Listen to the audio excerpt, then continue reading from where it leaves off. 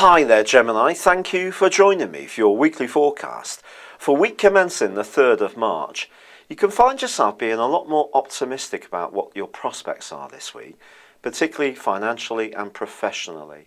All this is coming from a sparkling alliance between the Sun and Jupiter on Monday and Tuesday. But the same alliance was forged on the back of last week's new moon, so the backdrop is going to go on for the next month.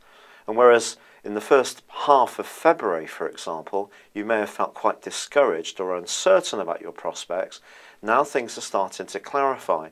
But with Saturn starting to turn backwards as this week begins, you have to be really focused on how you're going to go about your objectives, and hard work is going to be a big part of the equation.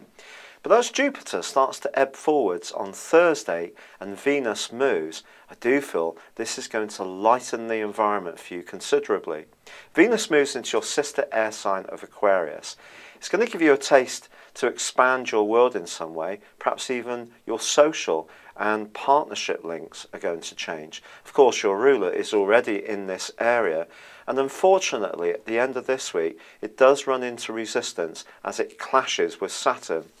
The suggestion here is that if there is any expansive plan that you have on the go and it's not really carefully thought through or researched, you could come off a little bit the worse for wear. So it is going to be important to anticipate the kind of objections and questions that you may be asked if you're trying to be more progressive in your situation. But generally, that's not going to be a long-lasting influence. Generally, there is this sense of a renewal, a belief that things can pick up and some extra monies can make their way into your situation, and you can also receive a higher profile in the way that you're interacting with the world at large. Now, part of this comes from the fact that the Sun continues to cooperate brilliantly with Pluto, which is in a very deep, passionate part of your scope, and it's making clear to you, if you're tuning into this, your true desires, whatever they may be, whether it is about business and money or it is more in a personal context about being close in the right kind of relationship. However, a challenge does occur right at the end of this week on the back of the quarter moon, which occurs in your sign.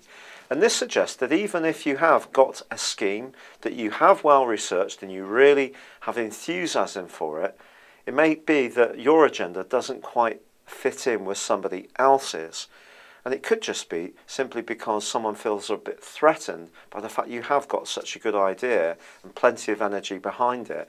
So again, you may meet a little bit of an objection, but it's not one that you can't overcome, because the angle between the Sun and Jupiter at the start of this week is one that really can propel you forwards. And romantically, and particularly if you're single, an exciting 28-day period is in prospect for you, which can throw up lots of delightful surprises. It's been a real pleasure being with you. Thank you for joining me. Good luck and goodbye for now.